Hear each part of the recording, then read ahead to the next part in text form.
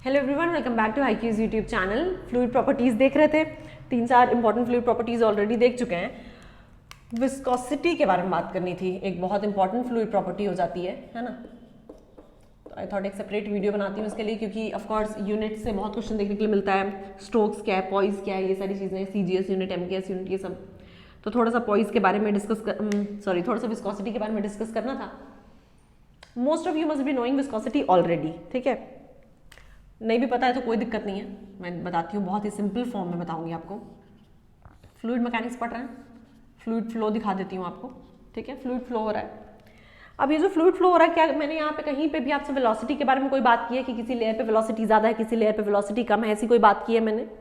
No, this is moving with its free stream velocity. किससे? Free stream velocity, okay. मुझे आपको समझाना था विस्कोसिटी, वो समझाने के लिए मैंने क्या किया, एक स्टेशनरी प्लेट इंट्रोड्यूस कर दिया। क्या किया? एक स्टेशनरी प्लेट लगा दिया। फ्लूइड फ्लो हो रहा था,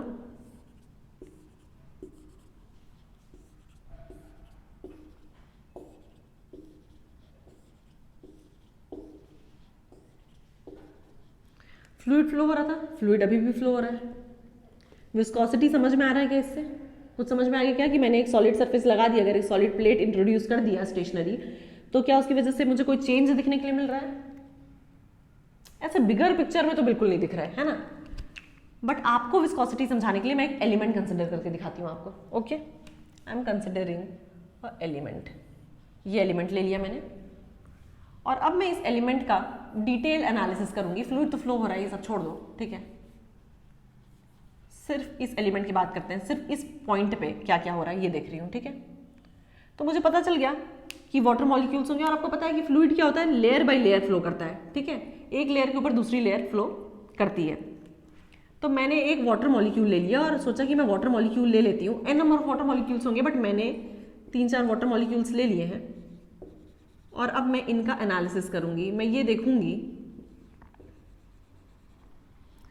कि ये स्टेशनरी प्लेट आने की वजह से इनकी वेलोसिटी में क्या चेंज आ रहा है। पहले तो ये फ्री स्ट्रीम वेलोसिटी से मूव कर रही थी, क्या ये स्टिल फ्री स्ट्रीम वेलोसिटी से मूव कर रही है या कोई चेंज आया है एक स्टेशनरी सरफेस लगाने की वजह से? तो मुझे क्या पता चला कि जो लेयर या जो water molecule exactly stationary surface के ऊपर है या इन कॉन्टैक्ट में है, उसकी वेलोसिटी 0 हो जा रही है।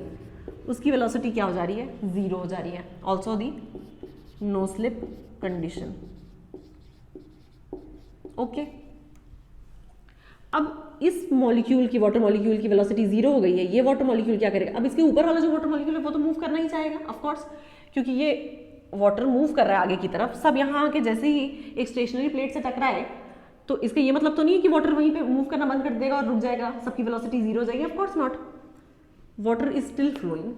तो ये आगे मूव करने की कोशिश करेगा, बट क्या होगा ना कि ये जो वाटर मॉलिक्यूल जो रेस्ट पे आ गया, वो उसको पीछे खींचने की कोशिश करेगा, एक रेजिस्टिव फोर्स लगाएगा उसके ऊपर पीछे की तरफ, ओके। सेम होता था पहले, अपन फिजिक्स में देखते थे ना।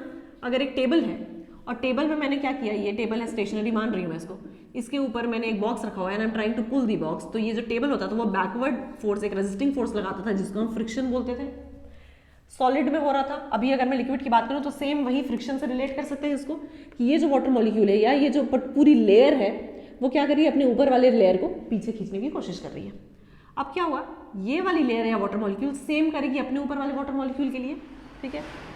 This water molecule is trying to move, but उसको क्या हो रहा है, पीछे रेजिस्टिंग फोर्स लग रहा है। सेम, अब now this water molecule will try to do the same thing with this water molecule. Same action देखने के लिए मिलेगा, कोई प्रॉब्लम नहीं है।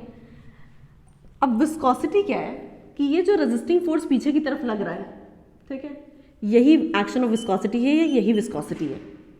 अगर मुझे इसको डिफाइन करना हो तो resistance offered by a layer of fluid, resistance offered by a layer of fluid to its adjacent layer of fluid, resistance offered to by a layer of fluid to its adjacent layer of fluid in the motion of, in the direction of motion, ठीक है। ये move किस तरफ कर रहे हैं, इधर move करने की कोशिश कर रहे हैं, लेकिन जो मेरा फ्लूइड है, जो मेरा एलिमेंट है या जो मेरा फ्लूइड लेयर है, ये पूरा ये अपने एडजेसेंट लेयर को पीछे की तरफ खींचने की कोशिश कर रहा है, क्योंकि इनके बीच में इंटरमॉलिक्यूलर अट्रैक्शन है। वो मैं आपको डिटेल में बताऊंगी अभी। इन सभी लेयर्स के बीच में स्ट्रॉन्ग इंटरमॉलिक्यूलर अट्रैक्शन है, ठीक है। तो ये क्या कर रहे हैं, इनको पीछे की तरफ खींचने की कोशिश कर रहे हैं। ये जो पीछे की तरफ खींचने की कोशिश कर रहे हैं और जो रेजिस्टिंग फोर्स लगा रहे हैं, that is viscosity. Very simple. अब अगर मैं इसको थोड़ा ऐसा एक कर्व बना के आपको दिखाऊं तो आप देख पा रहे हैं कैसा बन रहा है। यहाँ पे वेलोसिटी 0 थी, यहाँ वेलोसिटी इतनी हुई, यहाँ वेलोसिटी इतनी हुई, यहाँ वेलोसिटी और बढ़ी और फिर और बढ़ी, और एक पॉइंट ऑफ टाइम के बाद तो ये वापस से फ्री स्ट्रीम वेलोसिटी हो जाएगी, जहाँ पे आपके स्टेशनरी प्लेट की वजह से कोई चेंज देखने के लिए नहीं मिलेगा। कुछ दूर तक मुझे चेंज देखने के लिए मिल रहा है, वो मैंने आपको दिखा दिया, उसके बाद फिर से वो अपनी फ्री स्ट्रीम वेलोसिटी पे आ जाएगी।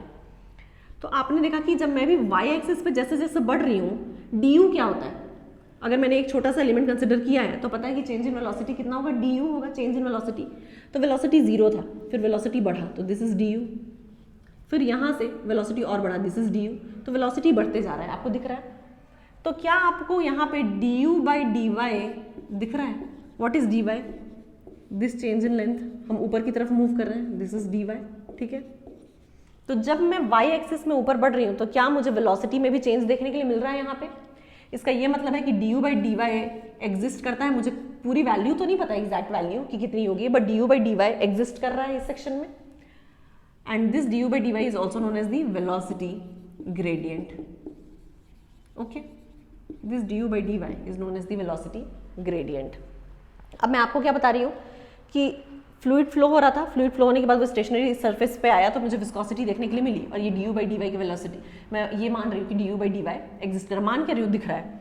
बट अगर मैं फ्री स्ट्रीम वेलोसिटी के सेक्शन में आती हूँ, यू टेल मी कि क्या यहाँ पे d you by D y दिख रहा है? नो, चेंज इन वेलोसिटी जब मैं ऊपर मूव कर रही हूँ या नीचे आ रही हूँ तो क्या मुझे चेंज इन वेलोसिटी दिख रहा है? No, they are moving with their free stream velocity, यानी D you by D Y is 0, ठीक है। बट यहाँ D you by D Y is not 0, D you by D Y exist in this section.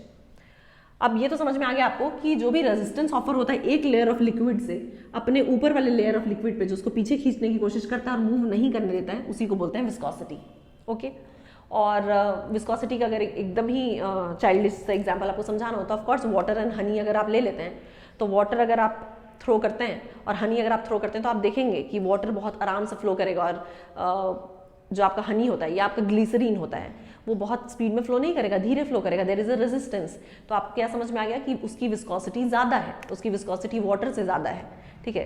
तो अगर viscosity ज़्यादा है तो उसका जो फ्लो होगा वो रिस्ट्रिक्टिव फ्लो होगा, बहुत स्मूथ फ्लो नहीं होगा, ठीक है। तो ऐसे ही पता चलता है कि कौन सा विस्कस लिक्विड है, कौन सा विस्कस लिक्विड नहीं है। तो ये देख लिया मैंने।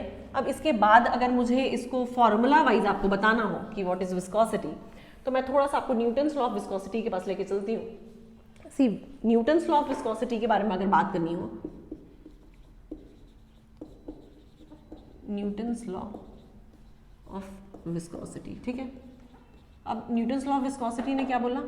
Tau is directly proportional to D you by D y बोल दिया है। टाउ आपको पता है क्या है?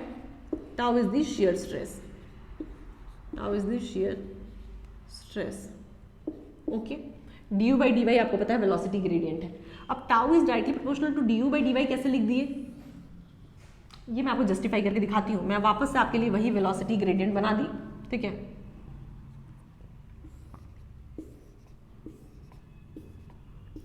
ये देखिएगा, ये स्टेशनरी प्लेट था, मैंने ये माना कि जो डी वाई है, जो डिस्टेंस है सारे मॉलिक्यूल्स के बीच में, वो बिल्कुल सेम है, ये मान लिया मैंने, ओके।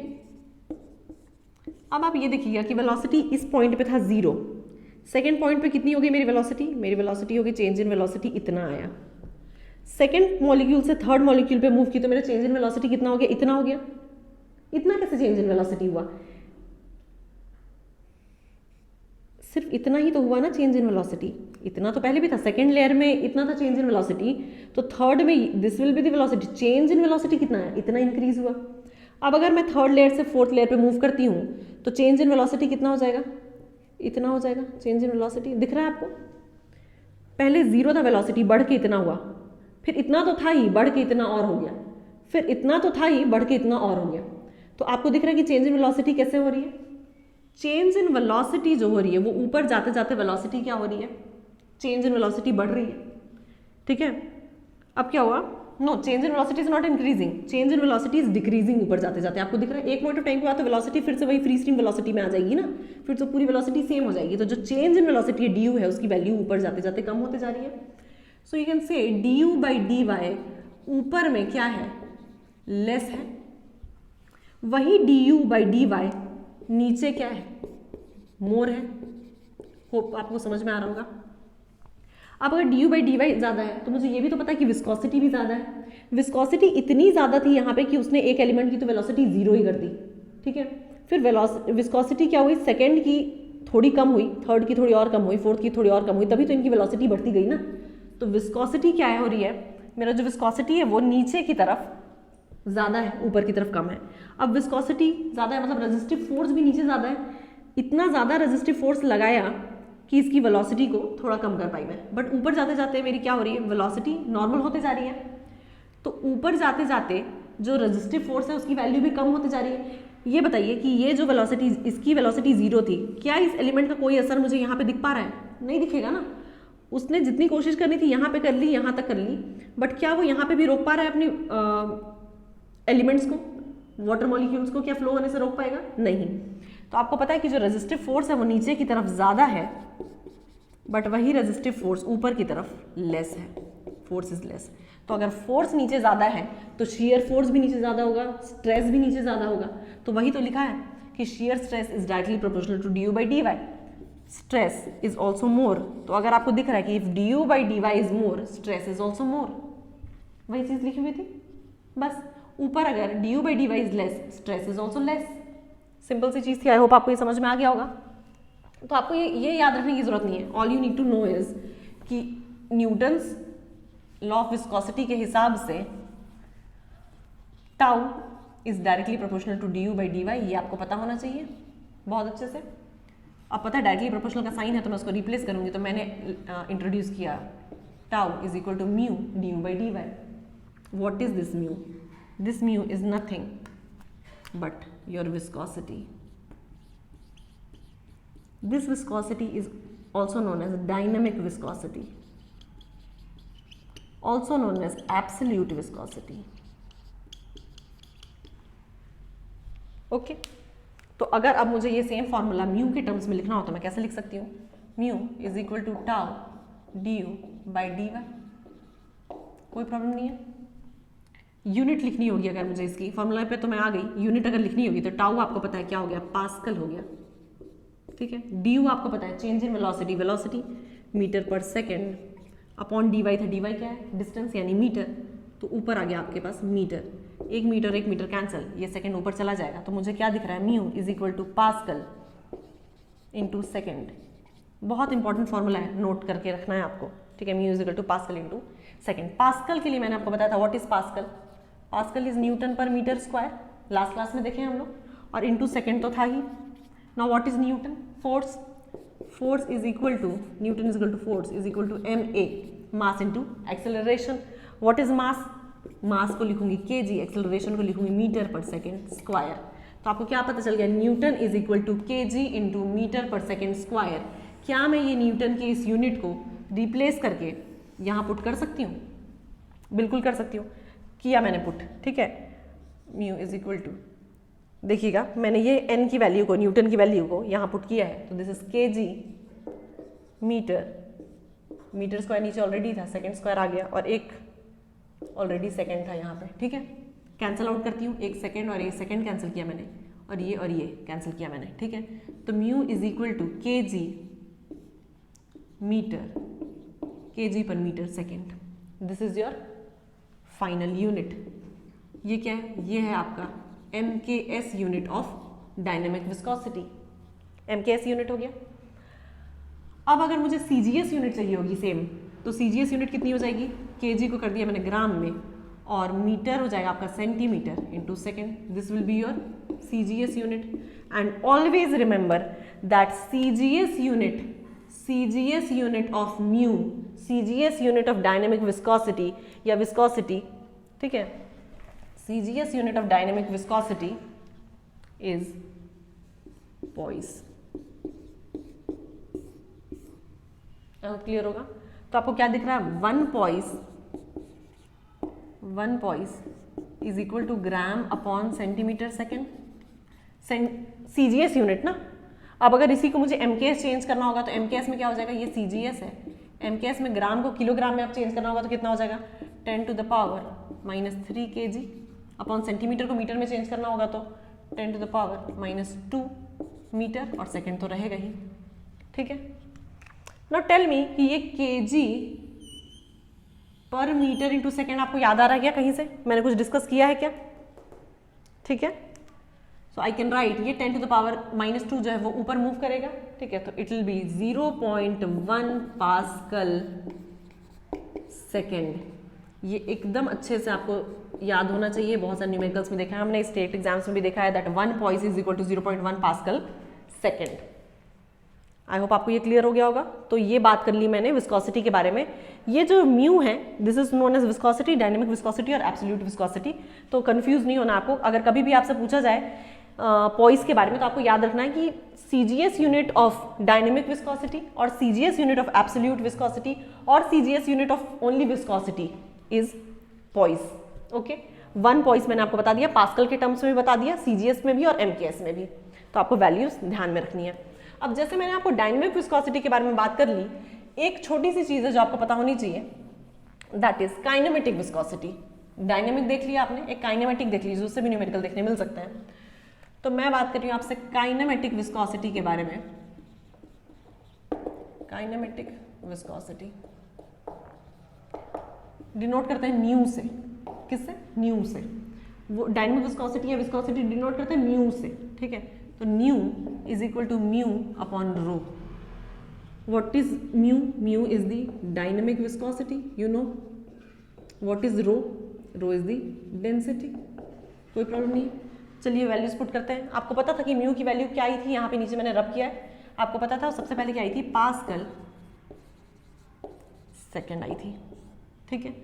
और रो की कितनी होती है, रो आपको पता है density, density is mass upon volume. तो आपको बताया था mass is in kg, volume is in metre cube. लेके चलती हूँ ऊपर, तो pascal second into metre cube upon kg हो गया।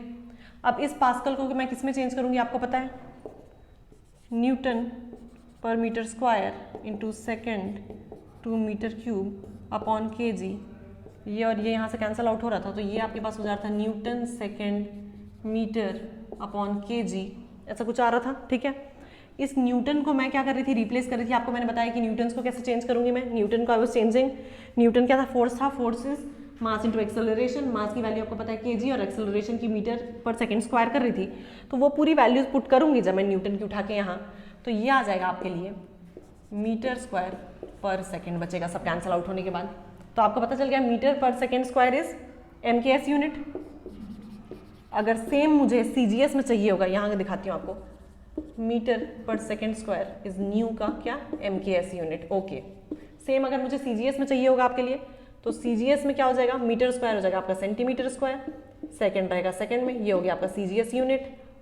और मैंने आपको जैसे बोला था कि म्यू का CGS यूनिट 1 पॉइस होता है, वैसे ही मैं आपको बता रही हूँ कि न्यू का CGS यूनिट 1 स्टोक्स होता है। ऑलवेज रिमेंबर, ये नहीं भूलना है आपको। म्यू का CGS यूनिट 1 पॉइस होता है और न्यू का CGS यूनिट 1 स्टोक्स होता है। तो अगर 1 स्ट्रोक लिखना होगा तो 1 स्ट्रोक कितना हो जाएगा, 1 stroke is centimetre square by second CGS में। अगर मुझे ये MKS में चेंज करना हुआ तो सेंटीमीटर स्क्वायर को मैं किस में चेंज कर लूंगी, मीटर में, तो 10 to the power -4 metre square per second. ये क्या हो गया, ये हो गई इसकी CGS unit. Keep that in mind, हमेशा न्यूमेरिकल में देखने के लिए मिलेगा। मैंने जो ऑब्जेक्टिव कराया है उसमें भी है ये क्वेश्चन।